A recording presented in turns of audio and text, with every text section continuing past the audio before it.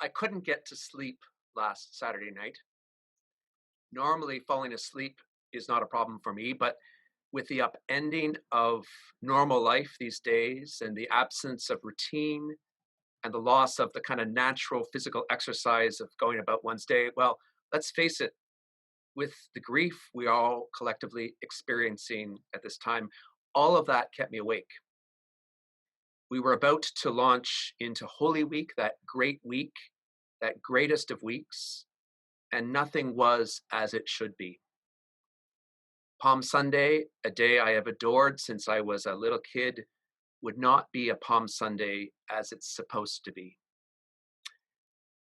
And so as I lay awake, I went down an iPhone rabbit hole. Actually, I went down many iPhone rabbit holes. I can't recall exactly what triggered it, but I ended up doing a search of things to do with my childhood. The public school I attended, which is now torn down in favor of houses.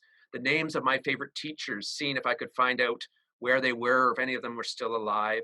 Then I got looking up things about my dad, who died 9 years ago on Easter Monday after having been in palliative care all the way through Holy Week.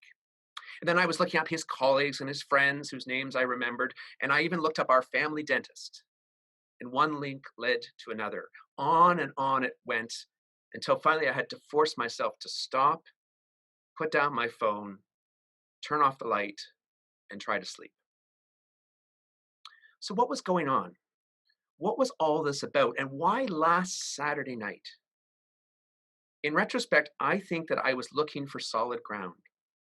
I was looking for sure footing. I was looking to grab hold of what had been, because looking ahead was to face into a void of emptiness, into the unknown, into a wilderness. Enveloped as I have been with the feelings of emptiness and aimlessness and wandering, I was and I still am grieving the loss of all that is familiar and cherished in this week, this Holy Week. Indeed, how shall we sing the Lord's song in a strange land? So today is Maundy Thursday, the beginning of the Triduum, the great 3 days, and two rituals mark the liturgy of this day: the washing of feet and the sharing of bread and wine. And in both cases, Jesus shows us by example and then tells us to do the same, to wash one another's feet and to eat bread and drink wine in remembrance of him. But this year, we can't, at least not in ways that are familiar. We can't get close enough to one another to stoop down and wash feet. And we cannot gather to take and eat. That reading we just heard is the first reading of the liturgy of Maundy Thursday from the book Exodus. And it's the institution of the Passover meal. And it's full of ritual detail. Each household is to take a lamb. Sharing with other households is encouraged. The lambs to be slaughtered at twilight, roasted over the fire, eaten with unleavened bread and bitter herbs. None of it is to be eaten raw or boiled. Anything that remains is to be burned. And the blood of the lamb is to be smeared on the doorposts and the lintel of the home, because this is the Passover of the Lord. And the blood will be a sign to God to pass over the homes of the people of Israel, so that their firstborn is not struck down. But this is not to be a leisurely meal. Far from it. This meal is to be eaten with loins girded, sandals on feet, staff in hand. It's to be eaten hurriedly, because liberation is coming. All of the plagues which God has rained down on Egypt have only served to harden Pharaoh's heart.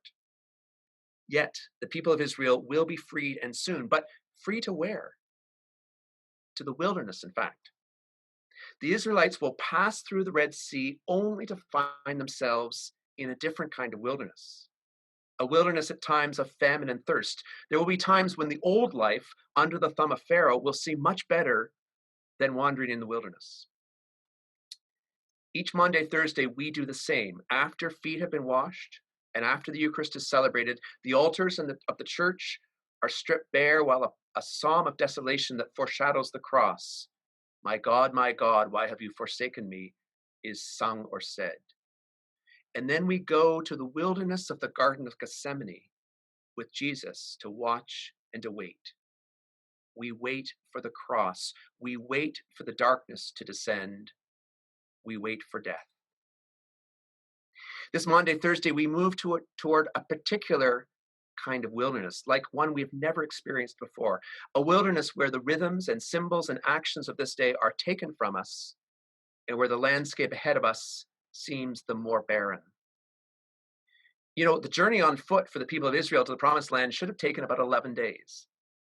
That would have been their expectation. Instead, it took 40 years. We do not know how long the journey ahead of us into this particular wilderness will last. When public worship was suspended in mid-March, many of us anticipated being back by Easter Day. Now that just seems a fanciful dream. In the wilderness, looking back is appealing. We know from where we've come. We know what was familiar and comforting in the past, even though we might not have been free. Last Saturday, I descended into the rabbit holes of my past and found there comfort and familiarity and also a deep longing for what was. But God draws our attention not backward, but forward. God draws the people of Israel to the Promised Land. God draws the people of Jesus to the cross, which seems to be the epitome of darkness, the depth of the depths, the most barren place imaginable. On Good Friday, after we have knelt down in veneration of our crucified Lord on the cross, there are no rituals left. We are alone. It's finished. Simply alone, isolated. And then there is a spark, and a fire is kindled in that wild, dark, uncertain place, and we lift our eyes to find out that we are not alone, and we never were.